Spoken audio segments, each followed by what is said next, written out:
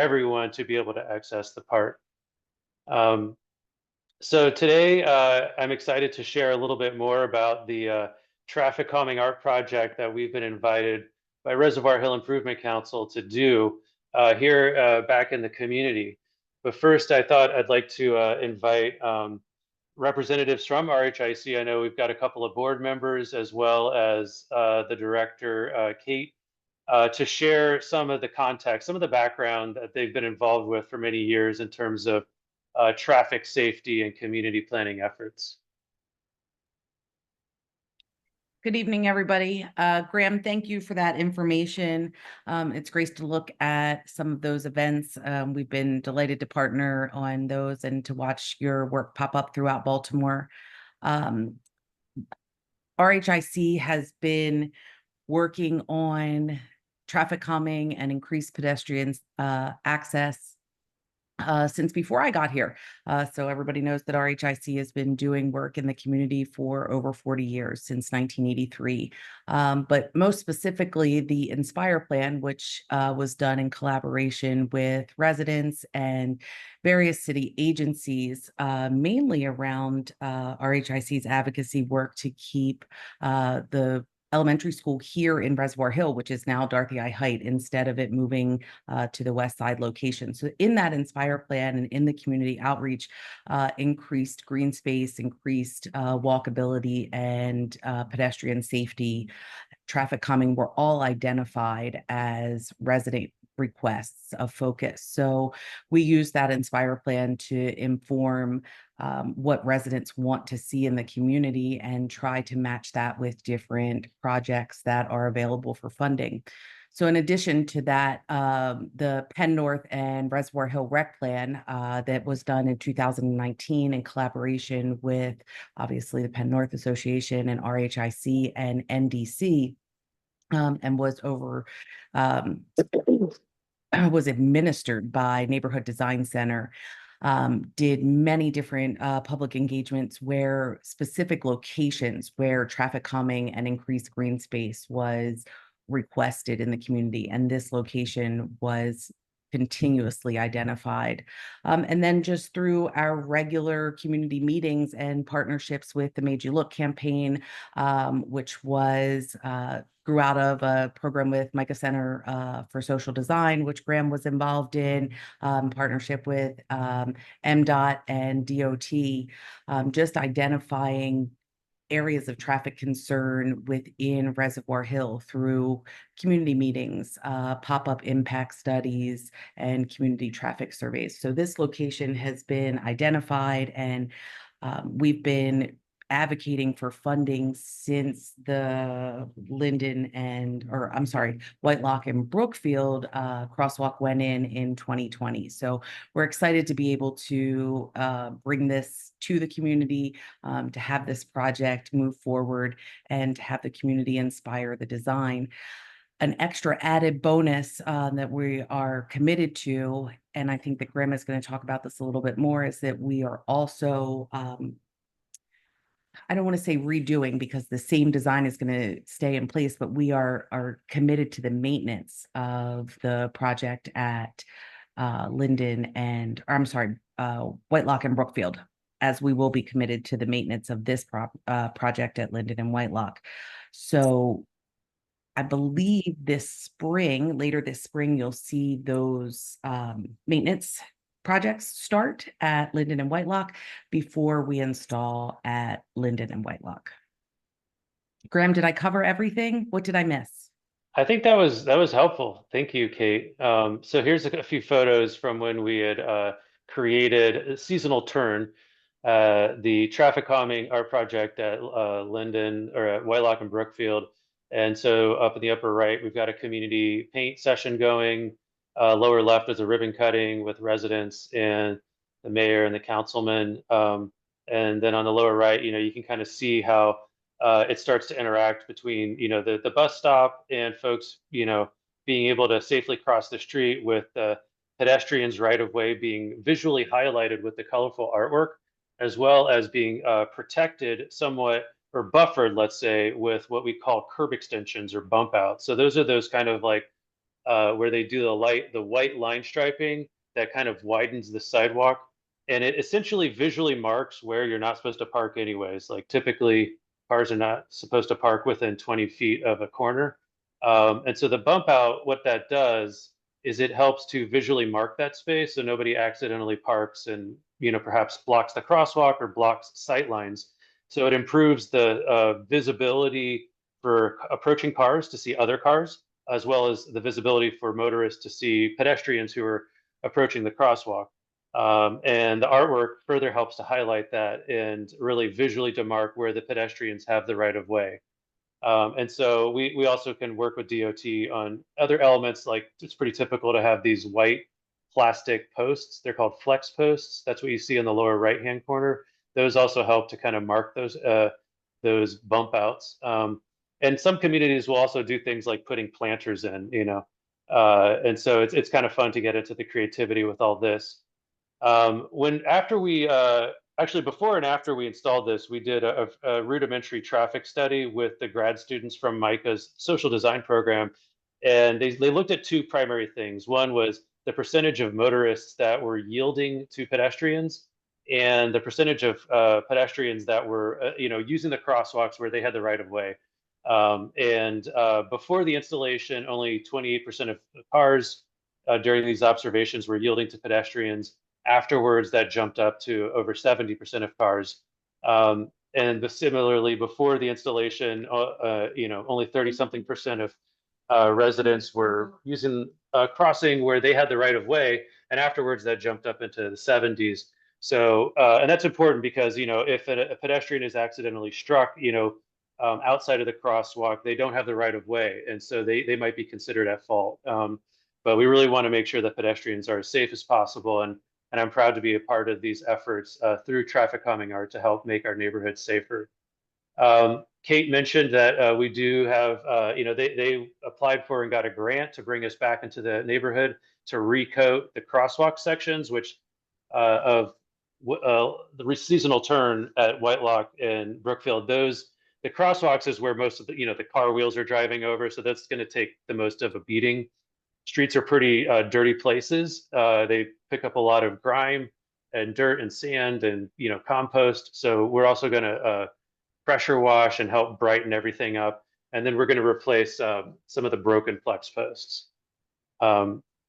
So with regards to community engagement that we've more recently been involved with for this project, back in 2022, we were invited to the Harvest Festival to help kind of do a temporary pop-up preview of what artistic crosswalks might feel like at the intersection of Whitelock and Linden. And so we brought out a bunch of our fun stencils. I have over 100 stencils in our inventory from projects over the years, and we had spray chalk, and community members were free to create art as they saw fit in the crosswalks and on the sidewalks. And over time this faded away, but it was a helpful kind of way for folks to imagine what it might be like, and also to have some discussions around could this intersection be safer, and previewing this opportunity that RHIC had been seeking to fund for some years now. More recently, last fall, we returned to the Harvest Festival, and we hosted with RHIC a pop-up drawing activity. And so folks were invited to both chalk pavement art ideas on the ground itself, as well as draw their own ideas on sheets of paper, essentially like coloring book pages we had designed, showing the bump outs at this intersection. And so, we're excited to be looking at those, as well as to be looking at other artwork that folks are uploading using our online form.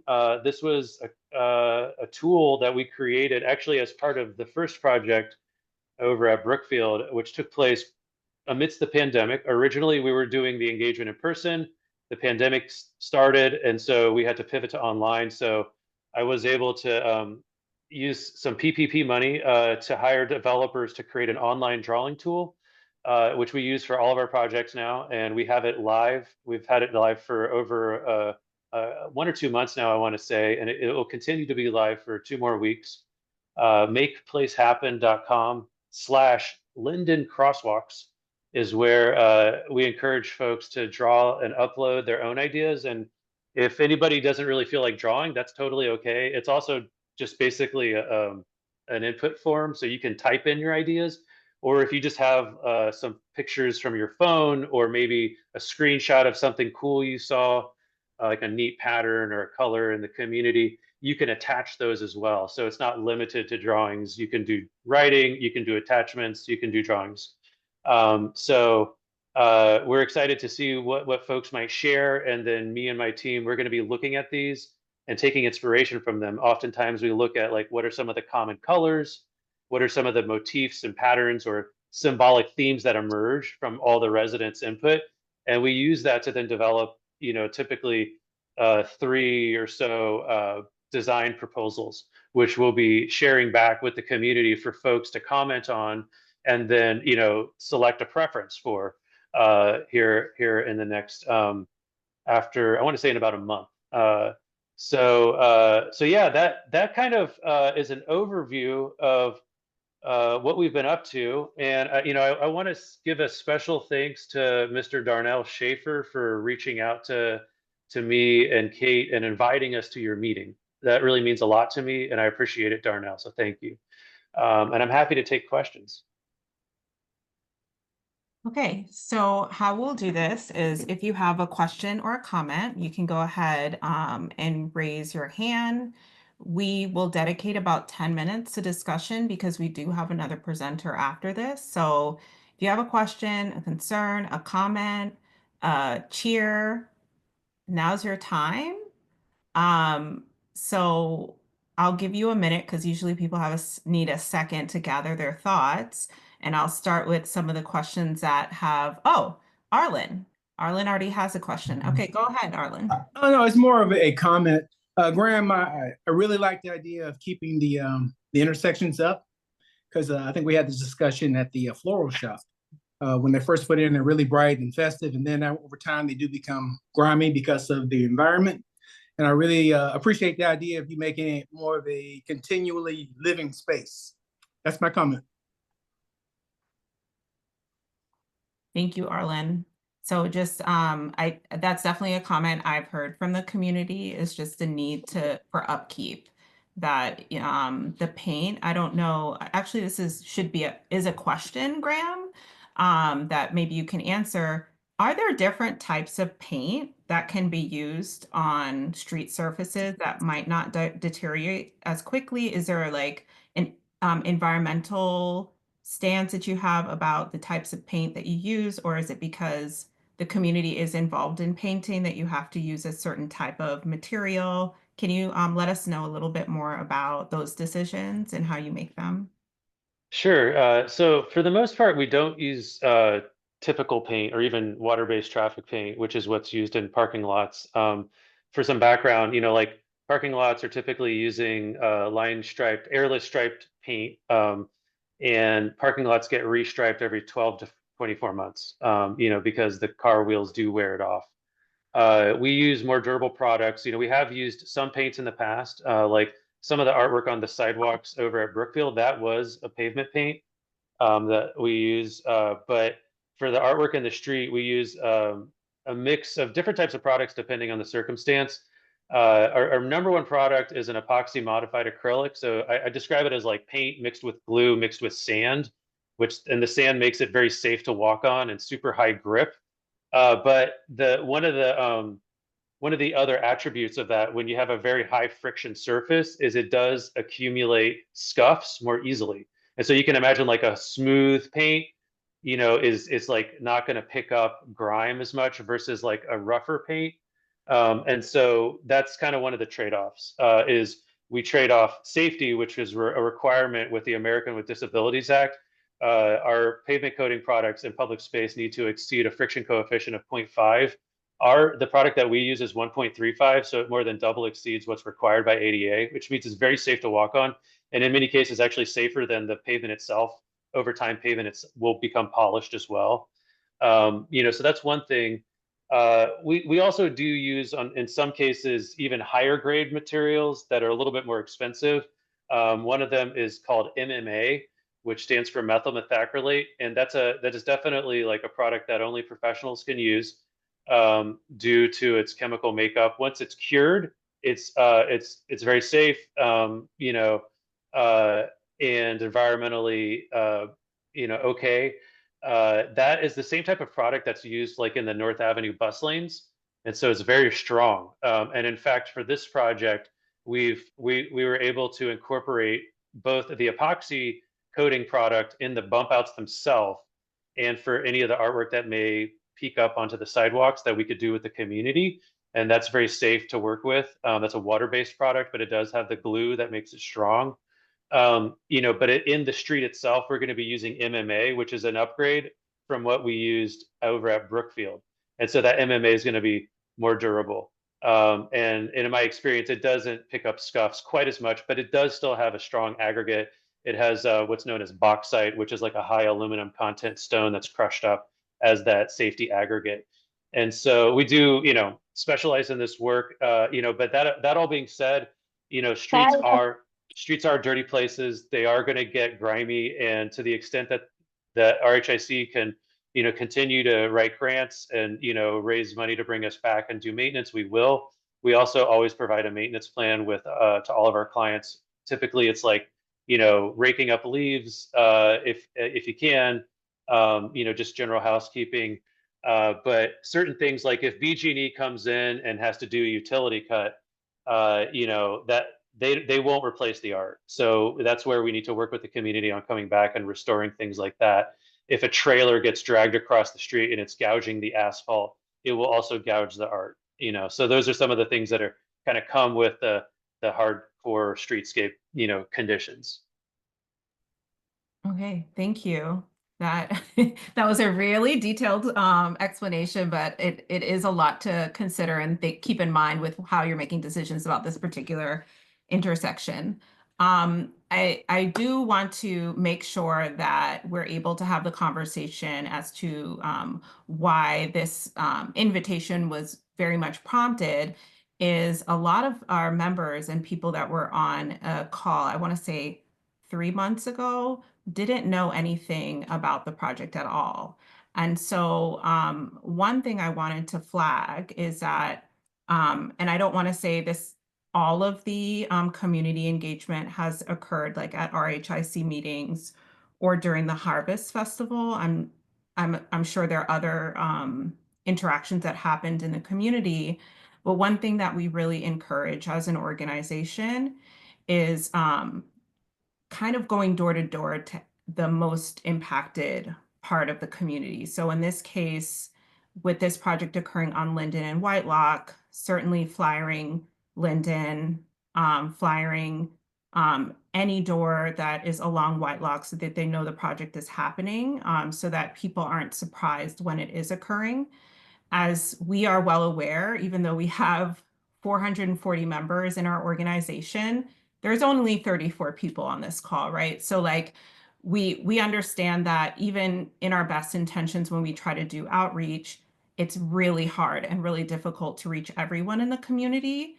But I would be remiss to not state, like, we would highly encourage you all, if you haven't already, reach out to neighbors on Linden so they're really aware that this is occurring, that they're excited about the project, that they're excited about the design, because it sounds like you all have done a lot of research in why traffic calming and art installations like this will really improve the neighborhood. But we always want our neighbors to feel as if they've bought into a concept and bought into an idea, and that they're actually encouraging and supporting something like this. And we've just heard from a lot of neighbors that they weren't aware of the project. So I just wanted to pass that on to you, just to make sure that the project is as supported as it could be. Kate, sorry, I see your hand is up.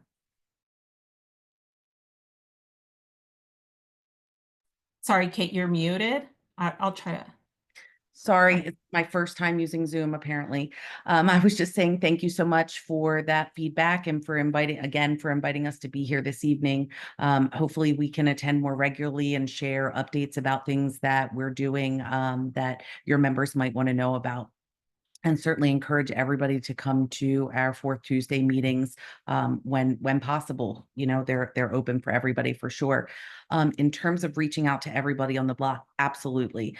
First of all, some direct residents of those blocks are the same people who have advocated for this location, as well as those, you know, community-wide touch points that we talked about before.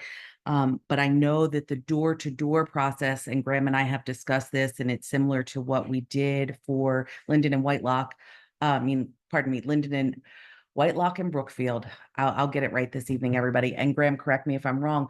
The door-to-door, we generally wait for the design to be completed so we can say, this is the design that we're talking about. So we try to make sure that we're engaging, obviously, all along the way, but that direct door knocking, that's the stage that we generally do that in the project. So excited, and certainly can think about ways to incorporate that differently moving forward. But just wanted you to know, certainly something that we've thought of, and certainly a plan that we have in place, and just to sort of mirror how we had done that before.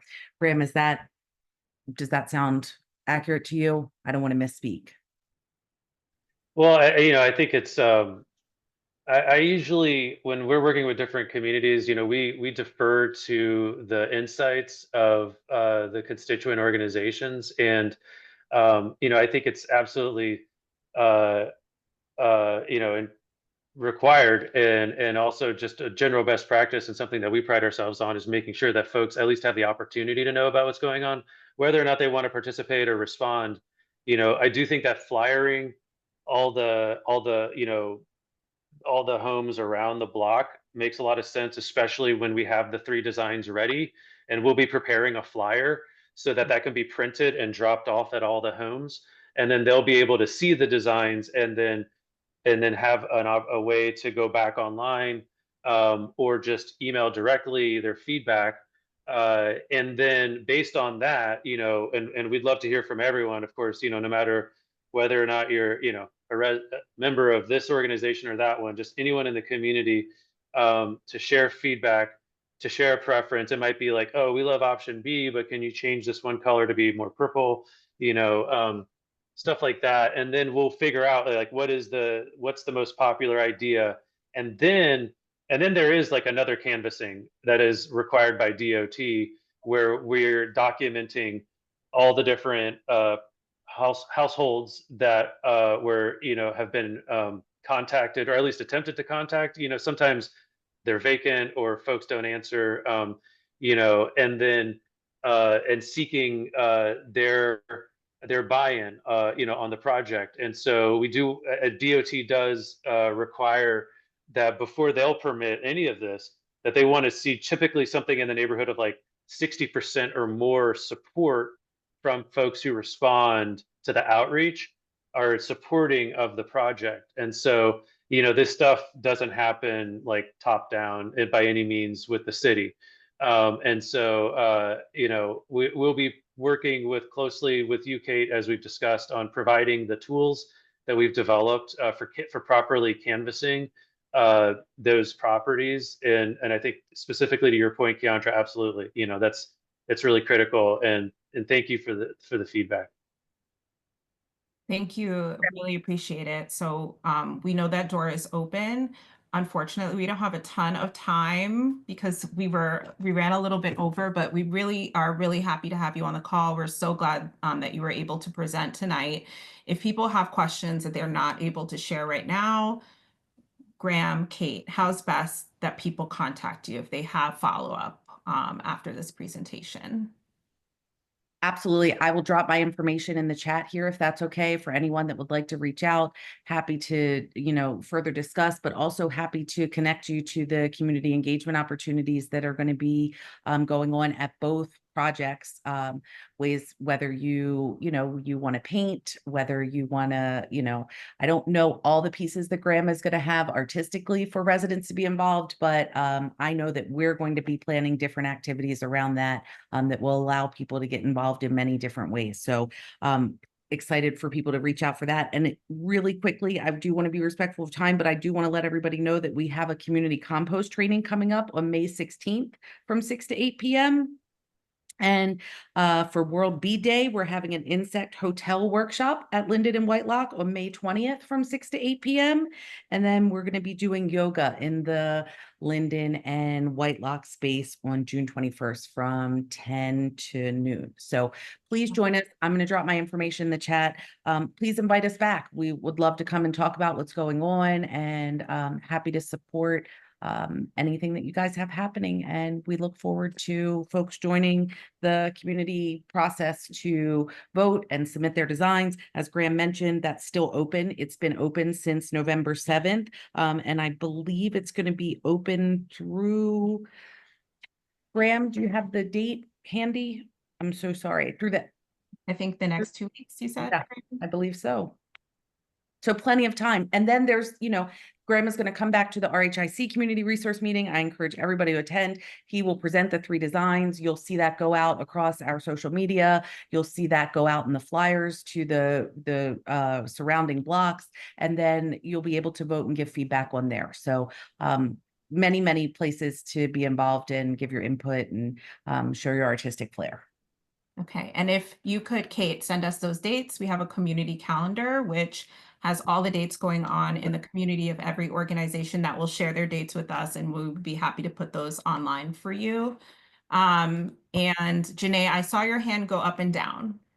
Is everything, are we good? Yes, we're good. Yeah, so I was just going to mention about the calendar. Okay. So that we could move on to the next topic. Yes, okay. Yeah, just to confirm, we're looking for submissions, inspiration through March 23rd. Yes. Okay, yes, and we'll stay And connected. yeah, and I apologize. My email is Graham, GRAHAM @grahamprojects.com. Thank you. Thank you so much. Thank you both. And we'll definitely have you back and about your future projects and the future opportunities for community members. Thank you. And now we are going to switch topics to BG&E. I believe I saw our contact in the waiting room, so I know someone from BG&E is here. Hi, we're here. Oh, wonderful. I am so sorry. No, Stacy, no for how worries. long? It was just a very important topic, and I didn't want to cut it completely. Of But course. I know people are very eager to talk to you. BGE is a very popular topic these days. And I want to make sure that you have enough time to present and share. Would you like me to give you the co-host privileges so you can present? Okay. Please, if you would. Yeah, and thank you so much for having us. My name is Stacy Worth, and I'm actually joined by my colleague Kirk Mitchell, who's actually going to do most of the talking, and I'm just here to present the information, and I'm here to support Kirk. But thank you for having us. Yes, welcome Stacy, welcome Kirk, and you guys can take it away. Good evening, good evening. Thank you for having us. Thank you. Thank you for welcoming us. Stacy, first slide, please. We'll jump right in.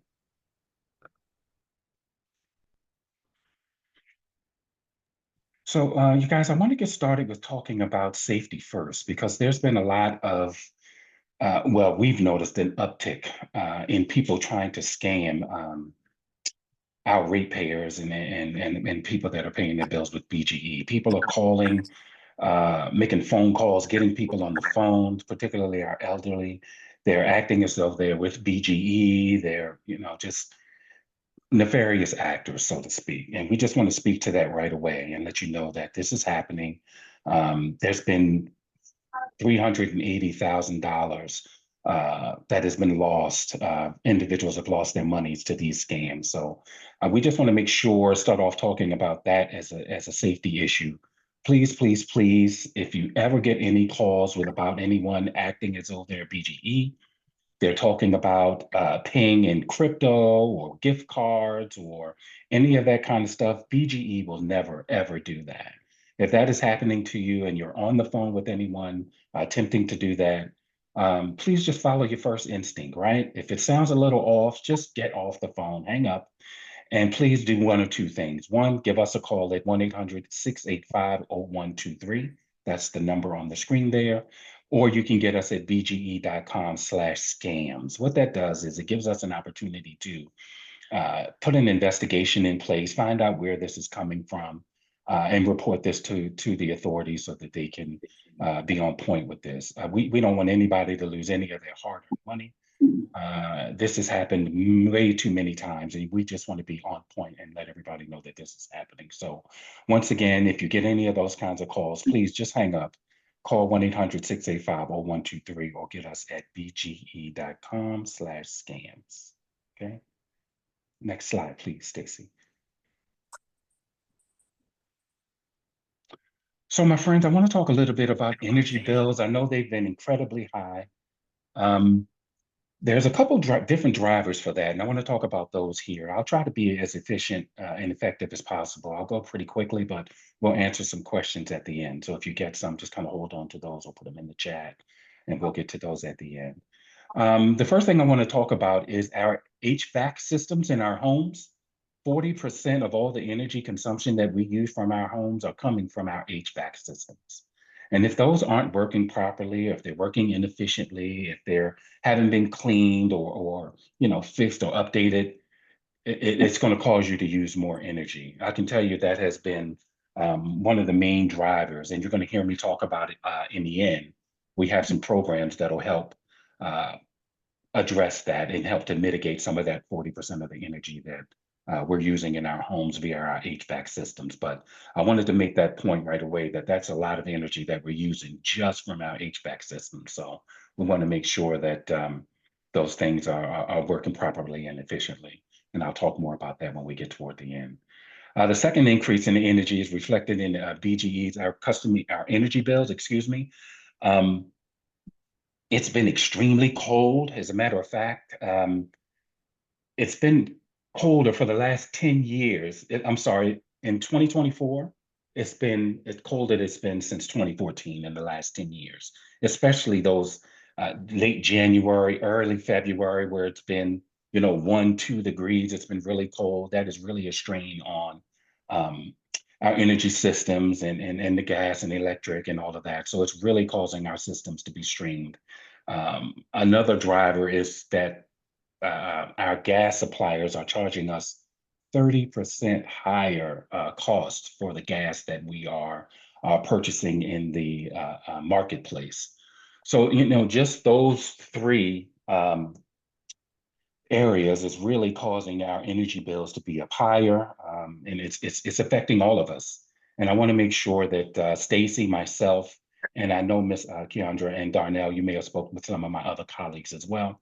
We want to make sure that we're available, that you have a direct line to us for the Reservoir Hill community and anybody that's going to need help paying those bills, because there are some avenues that we can help individuals mitigate some of that. Stacy, next slide, please. This speaks to some of the drivers as well. The items that you see on the right of your screen, Empower Maryland is a great program. You're going to hear me touch back with this because there are some programs at the end I just mentioned that are going to help you work with your HVAC systems to make sure they're working effectively and efficiently.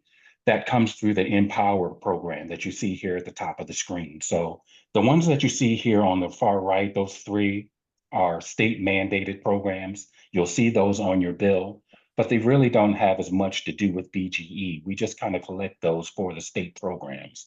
The ones to the left really are the ones that we're using to be able to make sure the system is working efficiently and effectively, ensuring that any upgrades, you may see us in the neighborhood. The gentleman mentioned earlier, Graham, digging and doing some work there. Those are for upgrades to make sure the gas program and our energy is working properly and efficiently and effectively so that we can get it to you.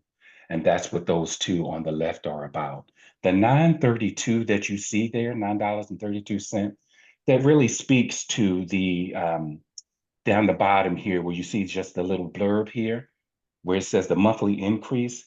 That is based on those therms, 55 therms of gas and 628 kilowatt hours of energy for electricity. That's what that 932 is. If you're using double, that 932 will become 1864, and so on and so forth. So just keep in mind that the 932 is really based on the energy that you're going to be using. Obviously, if you use more, that 932 will be more. I know you're going to have some questions at the end, but just hold those because we're almost done, my friends. Stacy, next slide, please. So I want to point your attention to the QR code in the upper right-hand corner. That will help anybody that's in the community that is experiencing really high bills and that's incredibly impacted, can point their camera at the QR code there. It'll take you to the website where you can get all this information that you see here. I don't want to waste a lot of time reading it to you, but you can find the information to be able to make budget billing, payment arrangements. Just to give you a little bit of insight here, BGE is currently suspending all device disconnections, service disconnections, excuse me, and collection activity. We're also currently waiving any late fees that were assessed during those really cold months of January and February. So we're trying to do everything we can to be good energy stewards and have some understanding and awareness that this is affecting everyone in our service area. Oh, and I also want to mention, you guys, please, down at the bottom, you see with the mobile app, that is an incredible tool to be able to keep an eye on your energy use, find out what's going on. You can also do all of the things that we're talking about here in terms of billing arrangements and budget billing and all of that right in the app as well. So please avail yourself of that. Next slide, Stacy. I think we just have a couple more. Oh, so this video here is short but very effective. So please pay attention to this and I'll jump right back on as soon as we're done.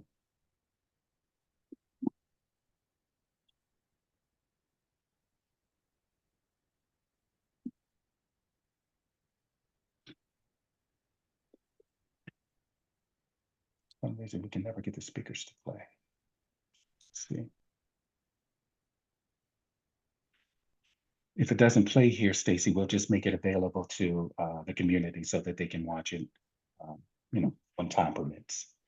Let's just go to the next slide, Stacy, if you don't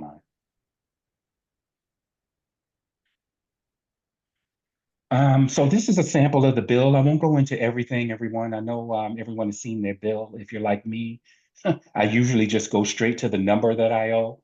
And that's where all the sweating begins. But just be aware that there are other things on here that you should give some attention to. And I want to make this available to you as well. I know you have your own, and I want to make sure that, I want to let you know that Stacy and I and our team, community engagement, are also available to come out if you're going to have an in-person meeting and answer questions and bring some people that are specialists in the space that can be able to answer some of those more technical questions that she or I may not be able to do tonight. But I wanted to give you an opportunity to see. Obviously, you already have a bill, but there are a lot of things on here that you're going to have questions about, and I want to make sure that Stacy and I and the team are available to you to answer some of those questions.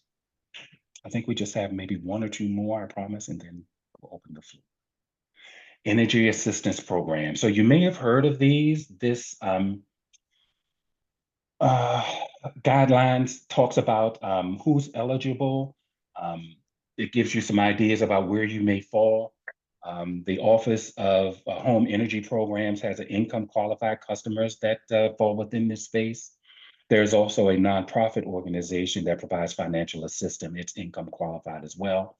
That one is called the Fuel Fund. But if you remember that QR code that I showed you just a minute ago, that will help you find out about these programs and how you can be a part of those and whether or not you fall into a space where you can be qualified, or family or friends or those you may know that need some help and support in this space.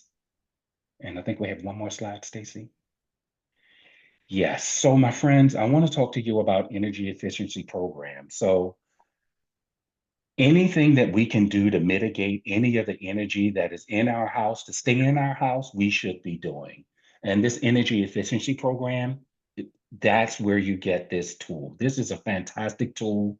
If you get the opportunity, please point your camera down at the QR code in the right-hand corner. I'll just go over some of these programs real quick. The first one at the top is a quick home energy check. A professional will come out to the home. They'll do a 1-hour work through. They'll do a certified checkup, and they will give you a report at the end that talks about the energy and what you may be losing through some of the cracks in your homes and things like that. The one just underneath is a little bit more in depth. It's an HVAC tune-up. You remember we were just talking about that HVAC system that is drawing 40% of the energy from your home. This HVAC tune-up is an incredible tool to be able to have in your energy tool belt to be able to help you tune up your HVAC system. Somebody will come out and if you're eligible, your contractor will install a new smart thermostat. And the thermostat is one of those technological things that will help you understand, and it will figure out kind of on its own what your energy needs are and figure all of that out for you. And you can even program that when you're leaving home to be to use less when you're not in the house. And then when you come in the house, it will turn on to a comfortable degree to where you are in your home. But what it does is it helps with energy costs without you having to do anything once you programmed it. So that is a great tool to be able to have. The last two, the energy efficiency discount, that has to do with rebates on energy saving products and services. And the very last one down the bottom is a weatherization assistance program. That is through HDCH. I always get that mixed up. Housing. Forgive me, you guys, HCDs. I always forget that. Forgive me. But that's through a program through the state here in which you can have a weather assistance professional come out to the home. And just like we talked about, give you some ideas about where you can improve energy efficiency in and around your home. That's kind of it for our presentation tonight. I want to make sure that we have enough time to open the floor so that we can answer any questions you might have. But again, my name is Kirk Mitchell. I'm with the community engagement team, and my colleague for tonight is Stacy Worth. She's also in the department with us as well. She's actually our manager. And any questions that we can answer, we're here to do that tonight. Thank you both so much. So we'll run the meeting, this discussion the same exact way as the last. If you have a question or a comment, you can leave a comment in the chat and I'll read them. You can also raise your hand to speak directly.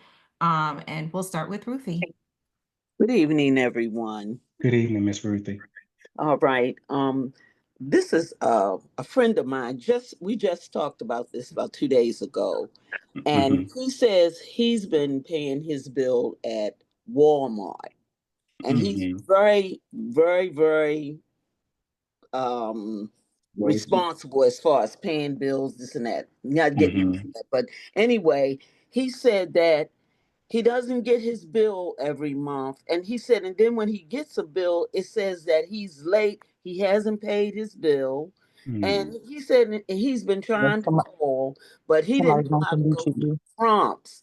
And so I was telling him how to get through the prompts to talk to an associate. So I'm going to call him back because I haven't talked to him since then to see, because he should maybe have called yesterday. See if he got through to try to help him with that. But also, too, he had an issue. You was talking earlier about the scams. Yes, ma'am. And he said that he had sent his check because he pays bills through check. He old fashioned. He said that someone had gotten a hold of his check for BGE. He had written out the amount he wanted, but they wrote up the amount for $500 and some. Oh my gosh. Yeah, and so I don't know for sure if he got, was able to get his money back through that, but I know he's having issues. Miss Ruthie, do you think he would mind if we had his number and I could call him directly to see if I can facilitate a better way for him, to pay his bills with us directly? Okay, and I'm gonna tell you, he's not on computer. Okay. Does he have a number that he would be okay with you giving me? Do you think he would be okay with that, or should I go through you? Go through me and I'll ask him because he's real funny style. I'll tell him. Okay. But and I don't have a problem giving you my number. I'll type it in the chat if you want. Everybody in the world has it. So well, yes, ma'am. I'm ready, Miss Ruthie, if you want to give it to me directly, because I'm ready to take some action here. Yes, ma'am. 443-742-17. 742. Yes, 1734. Okay. Thank you. And Miss Ruthie, what's a good time to call you tomorrow, if you don't mind? Anytime is good for me. Okay. I'm good. All right. Okay. Thank you again. All right. Thank you so much. And go on mute. Okay. Okay, I will call on you, Tony. I just saw a couple comments in the chat that I'd want to read off. One comment says protecting ourselves from scams should include and or address BGE's proposed rate hikes. Mhm. Isn't it true that BG&E is a monopoly? Mm.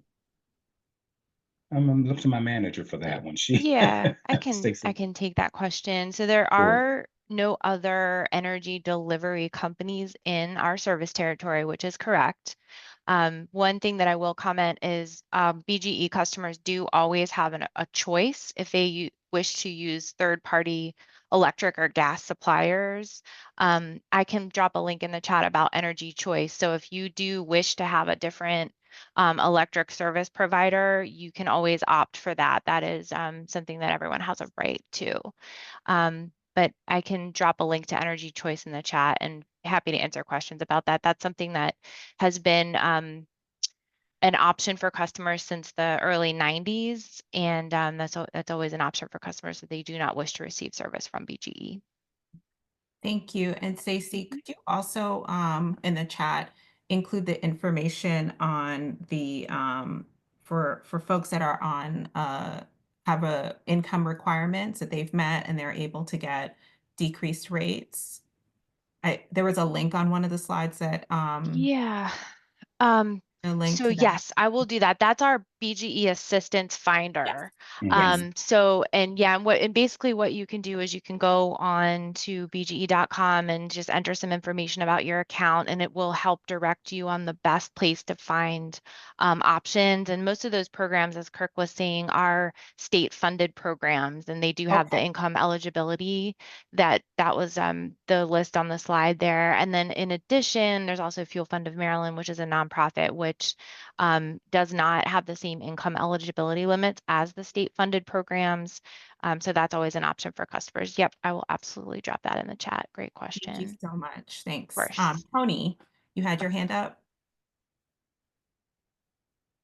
Do you still want to talk, Tony?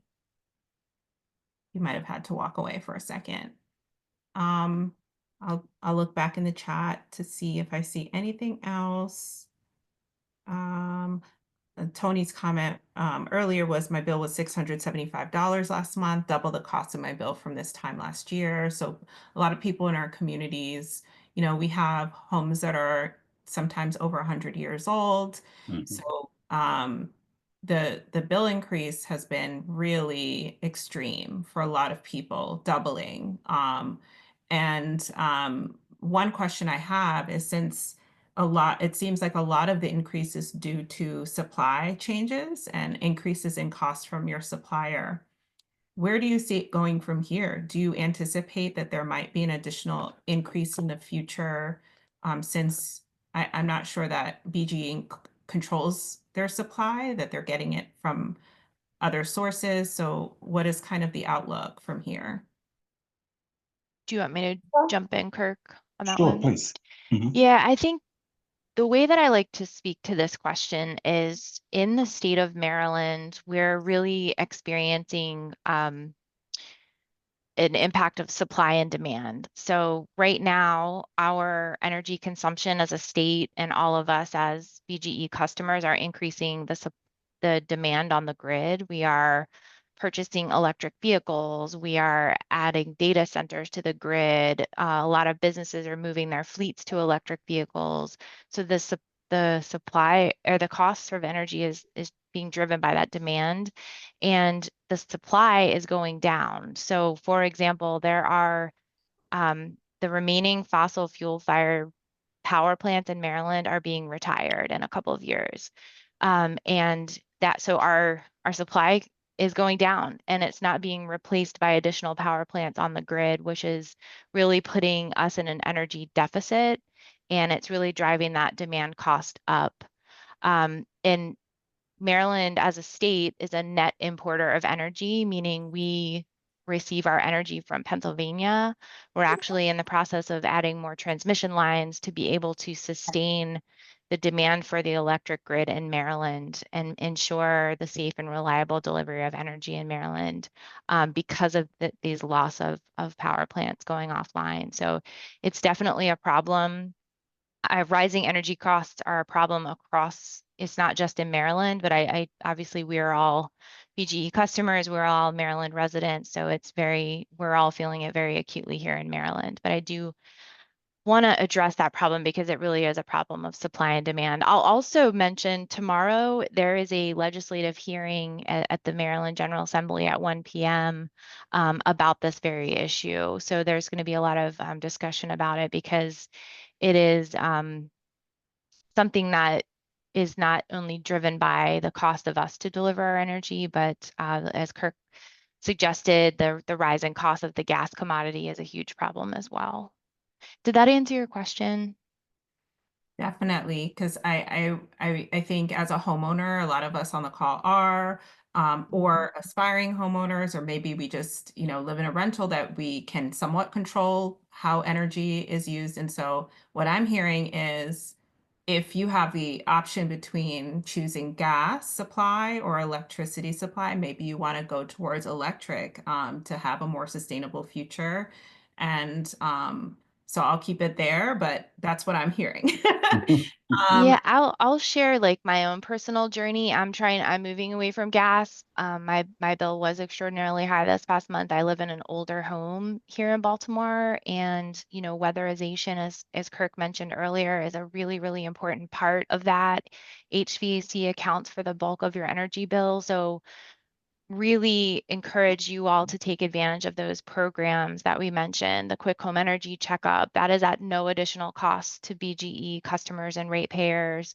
Take advantage of the free HVAC. Our lawyers say that I can't say free. No additional cost HVAC tune-up because you're already paying into those Empower Maryland programs. And Empower Maryland is it's a law that was signed, I think, in 9 to 11 years ago, that really the goal was to bring the consumption of our energy costs down in Maryland. So you're already paying into that program to a more sustainable future. I tell Kirk all the time, take advantage of these things. I had my parents who are on a fixed income. They took advantage of the HVAC tune-up, excuse me. And the contractor gave them a programmable thermostat. And that's all part of these programs. So the biggest thing that us as customers can do is really manage our consumption right now, and pay attention to what's going on in the Maryland General Assembly. Pay attention to what's going on in the energy landscape as well. Thank you, Darnell. Thanks, Stacy. Thanks, Kirk, for this great presentation. Thank you. Obviously, very timely with a lot of things going on. My question is, when you're speaking with folks downtown in Annapolis, how are you gathering the voices from community meetings like this? And I'm sure your calendars are filled with several other events like this one. How are our voices being reflected in these bigger conversations? As we know, energy is a huge topic right now. Darnell, thank you for the question. Man, I can tell you, and you're hitting it right on the nail, that we're in these kinds of meetings all the time. We've had about, I don't know, 50 or so in about the last 45 to 50 days. And we just want to make sure that we're accountable. So A, we can be aware of what's happening. B, we can ensure that programs that are available, that people know that they're available, Darnell. And C, that we can hear and understand what's really happening with our ratepayers. And we have to report weekly to our leadership. And I can tell you those meetings are exactly what we are actually reflecting some of the same language that we're hearing on a daily basis. I can tell you I've been in this job, Darnell, just a little bit over a year. And I'll be honest, man, I thought I was going to get a little bit of a break having from BGE, having the job, but that hasn't been the case at all, man. And I'm paying the exact same thing. It's now a little higher. I'm in an older home as well, and feeling the hit as well. So when we have these conversations, they are from the heart, and they reflect exactly the same language that we're hearing our ratepayers say. Thanks, Kurt. I appreciated that response. Thank you. Thank you. As a kind of a follow-up to something I said earlier, I realized a lot of what we heard tonight might be more homeowner geared towards homeowners. What if you're a renter, you have less control over maybe reinstalling a new HVAC or scheduling an HVAC tune-up? What are the resources that are available to folks that rent in our community in order to get, that lower bill? I can jump in there, Kirk, unless you want to. No, So go ahead. you don't necessarily have to be a homeowner to take advantage of those Empower programs. I think I saw you drop the link in the chat a little bit earlier, the bgesmartenergy.com. That is the Empower program website. So as long as you have a BGE account, you should be able to sign up for those programs. But good question, because we do get those questions a lot, especially when it comes to weatherization. Renters may not have the ability to make those upgrades to their homes. But there's also the programs, the state program that Kirk I always mess up this acronym too, but it's DHCD.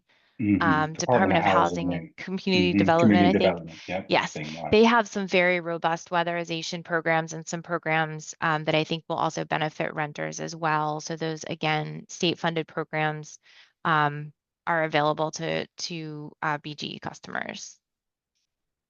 Thank you so much. All right, so we're at 8:30.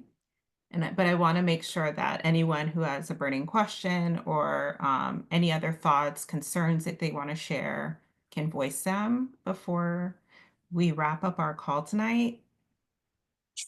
Can I tell a quick story? Yes, go ahead, Tony. All right. So when I first bought my house, it was probably about like 4 or 5 years ago. Me and my wife it's our first time ever buying a home. We were so excited to move to Baltimore. Moved to Baltimore, everything's going fine. We've been paying our BG&E bill. About 6 months, maybe 7 months into living in the house, we get a bill from BG&E stating that we owe 7 months of using gas, right? So we reached out to BG&E and we're like, hey, what's going on? We can't afford this, $3,000 bill. What's going on? They said, well, what did you think? You guys didn't have to pay for gas?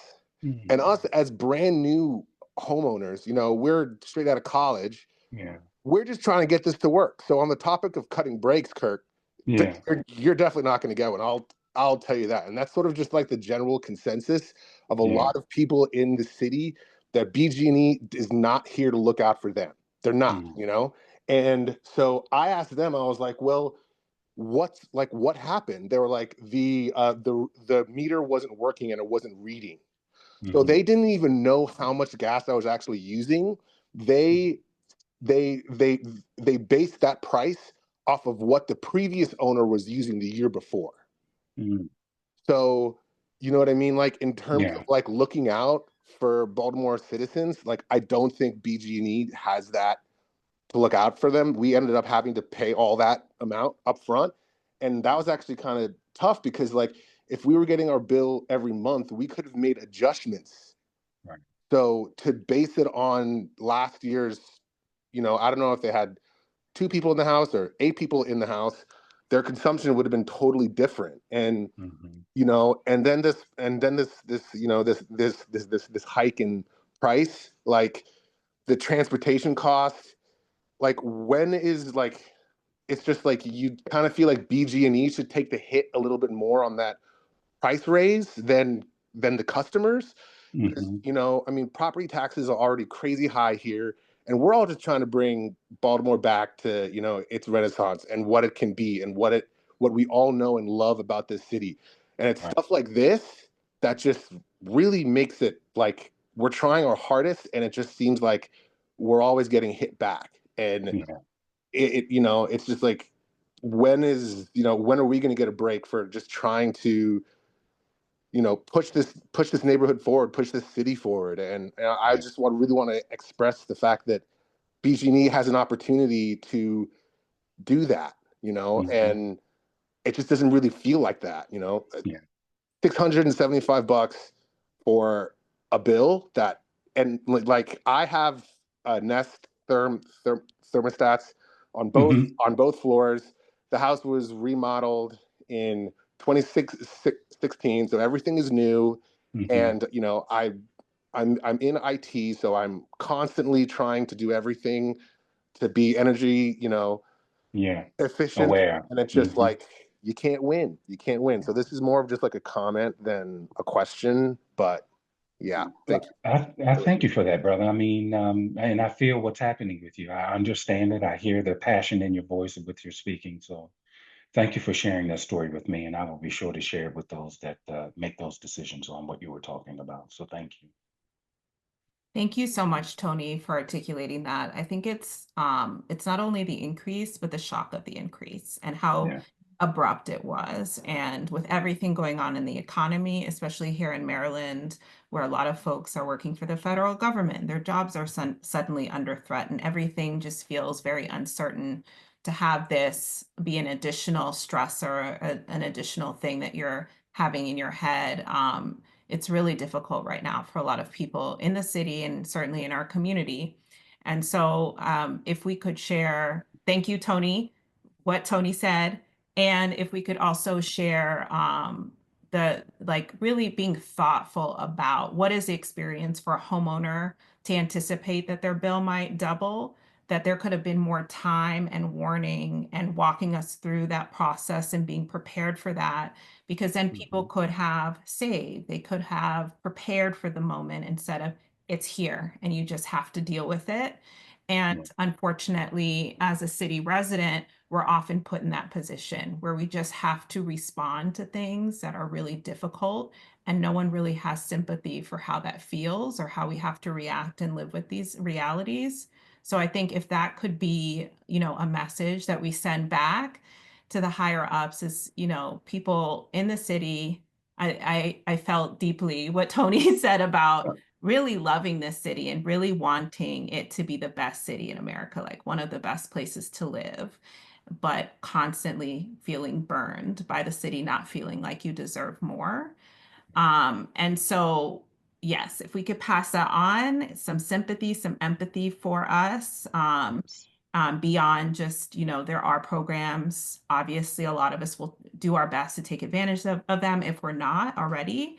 But really rethinking and recalibrating on the human level. We understand there's costs that, you know, a corporation has to bear, but you know, there is also a human cost over time to these like very rapid increases. So thank you, Tony, for bringing it there because it had to be said. Yes. If anyone else has a comment or anything they'd like to share for the good of the group, I know it's getting late. Going once. Yes, really quick. Yes. Hello, I'm sorry. No, My go name is ahead. Jason. I'm finally coming back to these meetings after a little over a year. I don't know if y'all can hear, but I have a We can hear you, 1-year-old. Jason. Thank you. Yeah. So my first two questions, or my two questions, were regarding the park on Madison Avenue. And again, I don't know if this is for RHA or RHIC, but are there any plans for that park on Madison Avenue, as well as who would I contact about getting trash cans on North Avenue? Because when it's windy out, trash gets blown up onto my front lawn. Thank you. I can give you the answers to both, but I just want to make sure before we move on that no one has anything else for B, G, and E, and we can close out that conversation and move to like wrapping up our meeting. So just like going once and twice so we can let Stacy and Kirk go. And Stacy, Kirk, is there a contact? I know, Kirk, you got the phone number of a neighbor. You Mhm. could let us know how any neighbors could reach out to you directly. That would be great. Thank you for that. Can I put our contact information in the chat? That would be amazing. Okay. And Then, I would also just, can I interrupt really quickly? I just want to let you know we are out and about all the time at community meetings. We are at chat libraries all over the city weekly. So you can come talk to us in person so you don't have to, and I see the last note in the chat, call on the phone. We're trying to meet community where they are, because I hear you all loud and clear about your frustration. And we want to be there to help mitigate issues like that Tony experienced, which is, I'm sorry to hear about that. We want to help you to avoid those phone calls to our care center. In addition, we're hosting 2 open house events, one at Bon Secours in the South Baltimore area and the other at Touchpoint facility in Mondawmin. And Keandra, if I could I'll just drop those in the chat. They're also listed on our community events calendar as well. So yes, that's all. Thank you so much. And Kirk put both of our contact information in the chat. So thank you all for having us. We really do appreciate the opportunity for you to hear from us directly. And just to make sure to close the loop, Janae, did you have a question for them before they jump? Yes, a question and a comment. Can you please, send us, or 2 questions actually, send us the link to the community calendar. And then also, is there a formalized, thank you so much for listening to what our neighbors have shared, but is there a formalized process whereby we can submit feedback and you don't have to try and remember? I'm sure you remember the tone, but I would like to be able to share my feedback in a more succinct fashion. So you can share that directly with myself or Kirk, and we could submit that. But I also do want to make you all aware, you have the opportunity to submit any concerns to the Public Service Commission as well, who BGE answers to in terms of how we are spending, how we are investing back in the community, all of those things. So those are all options to you as well, and Public Service Commission, PSC. So that's an option as well. And let me know if I'm missing anything, Kirk. No, you're hitting it right on there. Oh, thank you. You put it in the chat. Thank you so much. And then I just want to make sure that Sandra can reach out to either you, Stacy, or Kirk to address. Absolutely. Okay, because I don't want her to have to be on hold for over an hour again. No, we don't that won't either. happen. And I really encourage, if you have the opportunity to come meet us at the library or come to one of those open house events so that you can talk to someone face to face and we can look at your account right there, avoid those calls to the care center. Absolutely. Or Kirk and I can help you navigate that as well. Thank you. Okay.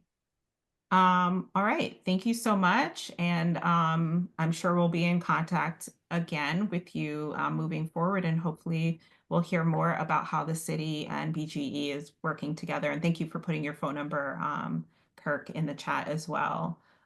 It's really wonderful to know that there are community engagement folks that we can directly reach, because it's extremely frustrating when you're having to be on hold to get an answer. Okay. Thank you so much. Understood. Thank you for having us. Thank you. Have a good night. You too. Thanks so much. Well.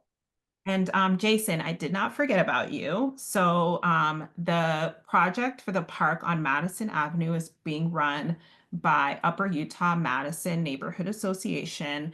Arlen Colors is the president of UMENA, and he is on the call. So I know that you can reach them at UEMNA21217 I think that's like their direct email. Actually, I'll type it. Sorry, that's not helpful. But Arlen, I think that's okay. You put it in the chat. Thank you. And then if Arlen, of course, you can jump in and say anything else that you want to share about the park. For getting more trash cans, the city policy, which I'm so glad you brought up, is that you can request a trash can at any bus stop. So independently, I've been trying to request trash can at every bus stop in our neighborhood. So if you do that, it's worked so far. I don't know, so if you walk by a bus stop and there's not a trash can, you can request one. And anyone can do that. You don't have to be with an organization, and it works. The flip side of that, though, is that because a lot of our landlords do not manage their trash well, tenants are forced to use the trash cans to get rid of their waste in their homes. So, although I really think we should have more public trash cans, it's presenting another initiative for us to have to kind of adopt a can and report it to 311 whenever it's full, because for some weird reason, the city does not have regular trash pickup to the waste cans, the public waste cans. Like they don't pick it up at the same time that they pick up our residential waste.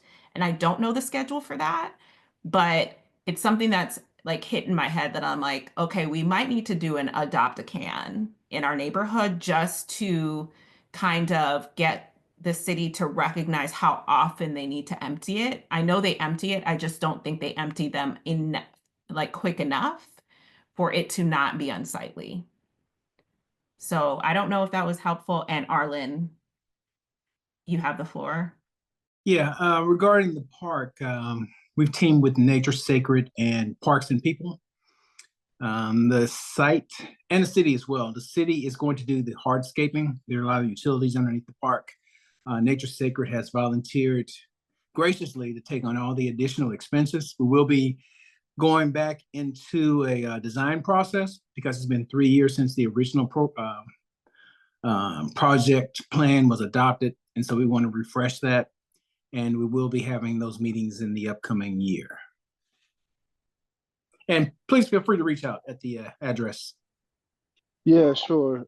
No problem. And thank you to you both. Yeah, you answered my questions on both of those fronts. So thank you so much.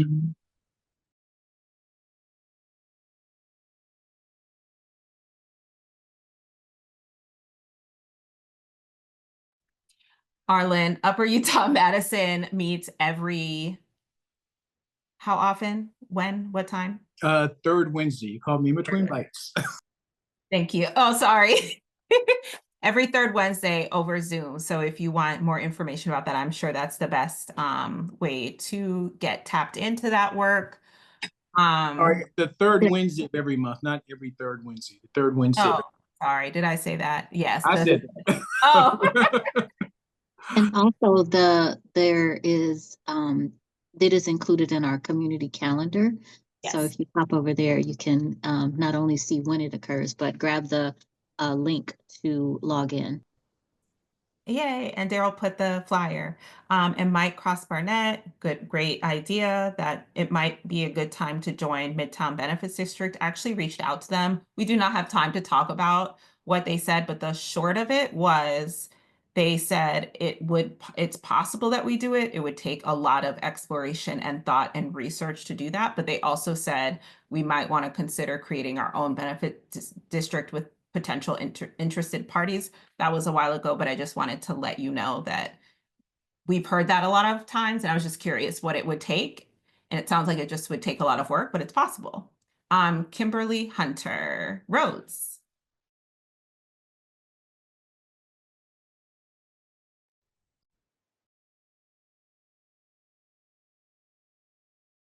Hi, I'm sorry about that.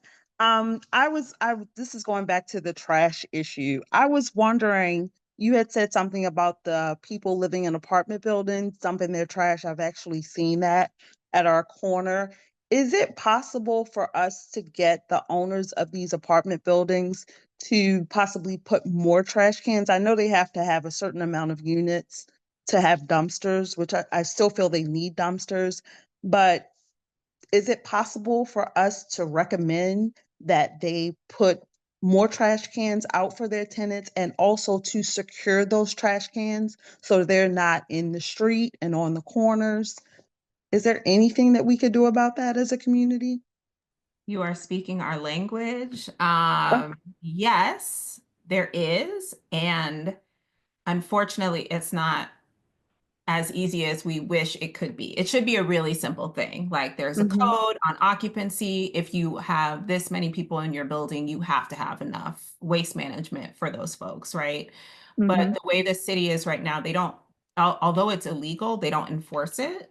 And it's really, really, really hard to get the city to flag someone for not properly providing enough waste receptacles.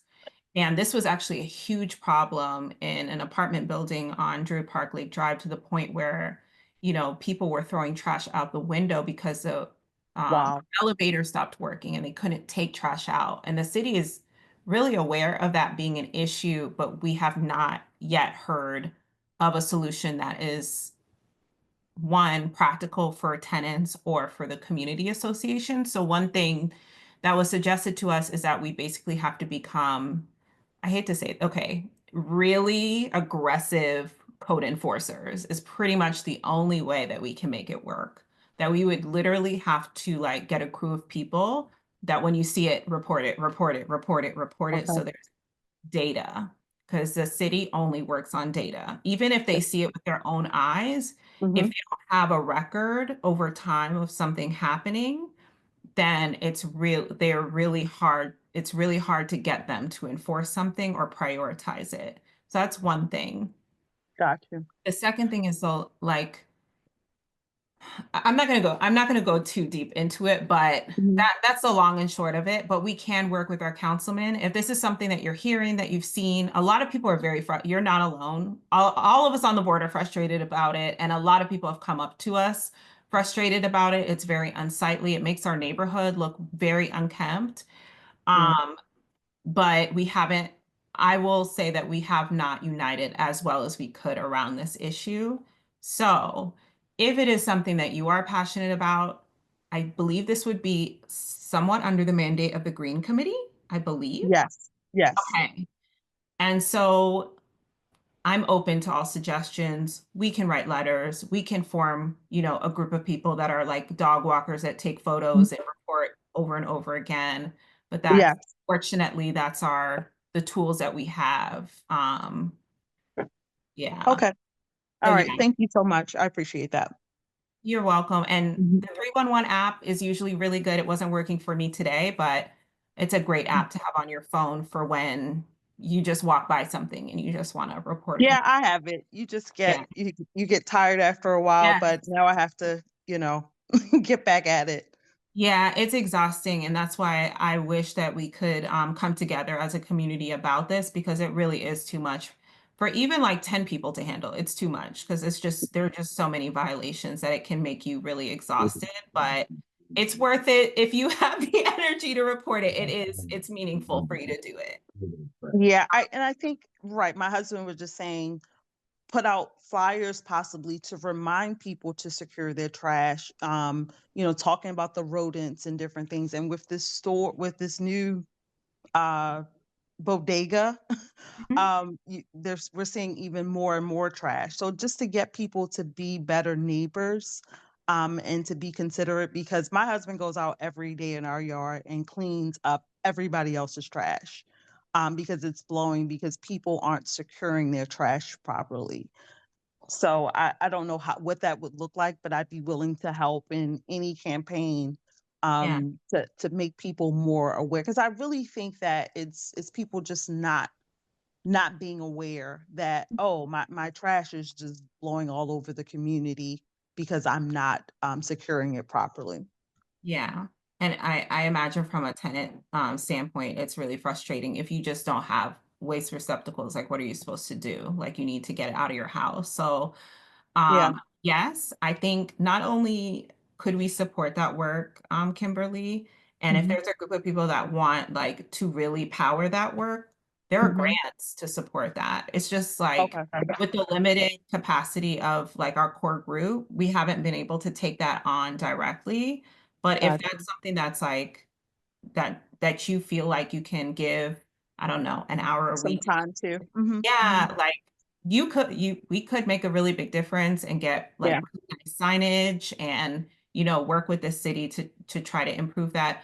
And when you were talking, I was also thinking, oh, I didn't really think this sounds really dumb, but I didn't think, oh, we could just honestly do a like landlord intervention, like where we're like writing them a letter, because I've heard that being really effective, where you're like, hey, we have gotten reports that you're not securing your trash, like on official Mhm. letterhead, and being like, Mhm. we don't want to have to start reporting you, but we will if you don't. Or we highly encourage you to increase, the amount of trash receptacles, because we've noticed it's been in the streets. And sometimes that's enough, like for someone to change. It might not require like a full campaign. Maybe you'd want to Right. there. But That sounds great. Okay, I'll definitely be talking to you guys about it. And I did reach out to Lauren Okay. And I'll reach out to her again and we can Well, try I'm and do on the something. call. I'm on the Hi, call. Lauren. And Yeah. hi. Hi. No, I'm sorry. I'll reach out to you again. I don't want to take up any more time. I know it's late, but I'll reach out to you again about the trash and also about the park across the street. So we can talk offline. Okay. All right. Okay. Thank you so much. And You're the Green welcome. Committee, Lauren, meets every Yeah, we meet Tomorrow? we met yesterday. Oh, okay, got you. The second Monday of every month at 7 p.m. But I think that this trash would be a good conservation conversation. If Yeah. you could and I could talk and you can get some neighbors together, I'll come out and talk and we can do it as a group presentation, real friendly, like. Yes. Unfortunately, where I am, there's really not a lot of people who are willing. I mean, if I can be frank, Okay, they we are can in fact a talk problem. offline. We can talk offline. Yeah, We don't want the yes. meet. All right. I Thank did you. send you an email with my phone number. Okay. Did you send it to the Kimberly Green Rose. Committee? Did you send the Green Committee? I thought I sent it to your email, but I'll Okay, email you I'll check again. It's no both. I'll problem. check both, Kimberly. Okay, thank you. All right. Thank you. Bye. Thank you so much, folks. I'm just going to put the Green Committee email so you can reach Darnell and Lauren at the same time, and you guys Okay. can work that through and meet up. But thank you all. Oh, Lisa, yes. Just a quick question. We have people on the call who have been receiving communications from Amtrak. Can you say something just briefly about those new letters that they're sending out or? Yes, I am so sorry. I meant to say that at the top of the call.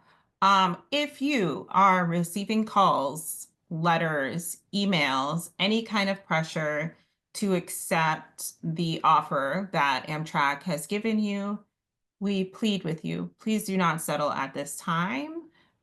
We do highly encourage you to reach out to the lawyer that has been employed by the Community Law Center, even if that individual will not be your ultimate lawyer, just as a stopgap in the negotiation process.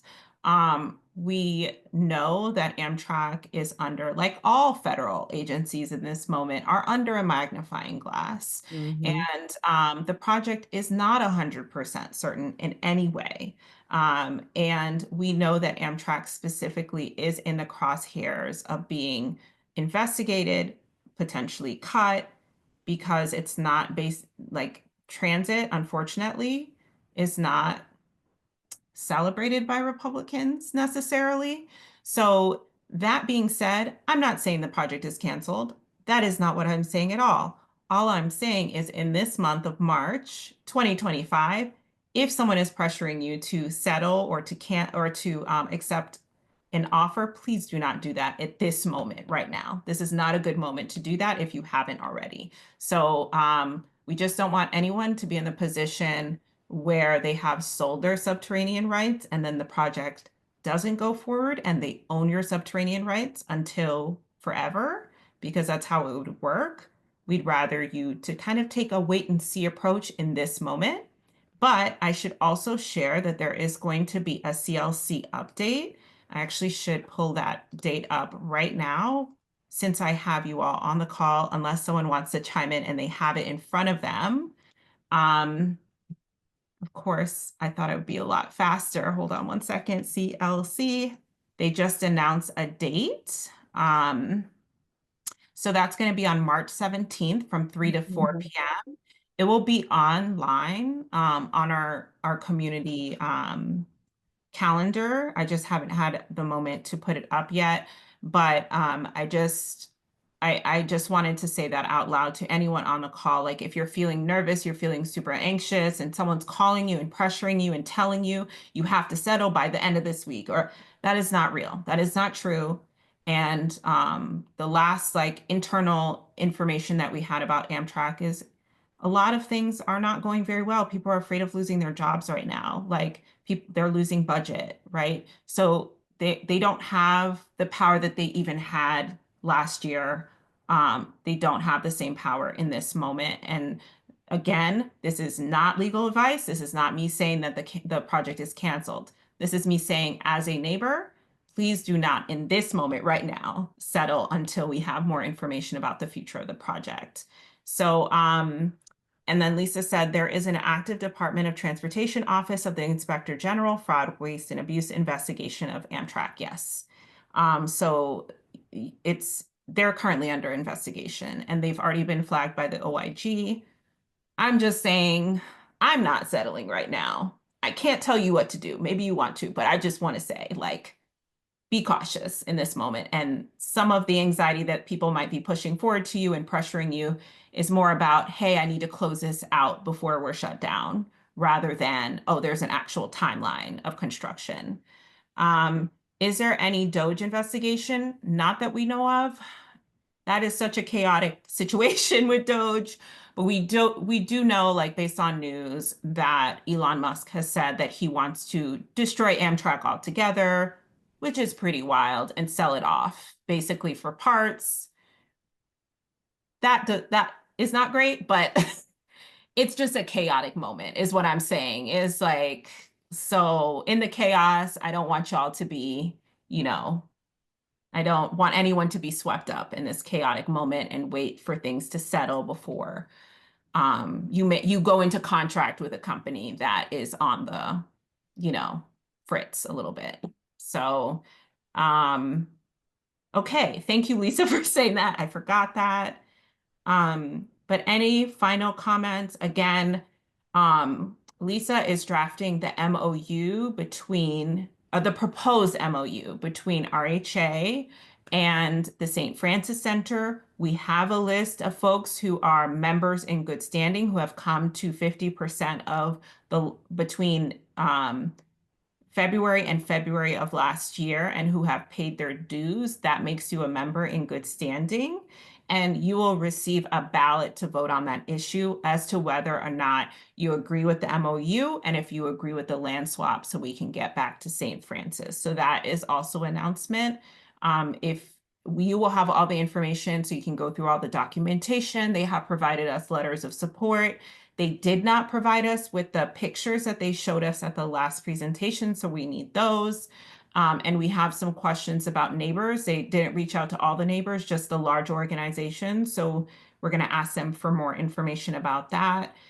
But you will get in your email an invitation to vote on that. Janae says open positions. I think that's in regards to the Architectural and Historic Districts Chair and the Issues and Education Chair that is still open. If you're interested in chairing a committee and taking up that work, we really would love you to do that. We welcome you. Anything else?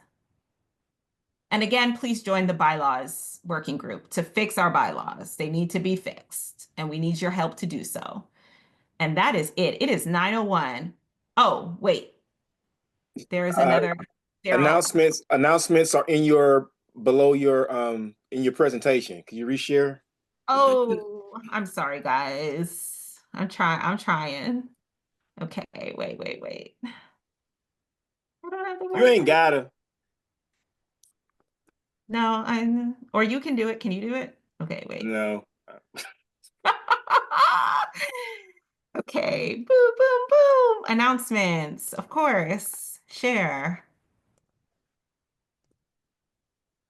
Okay. Can y'all see that? Yes. Okay. Garden Home Tour Planning Meeting, March 13th, 7 to 8. The community pitch-in.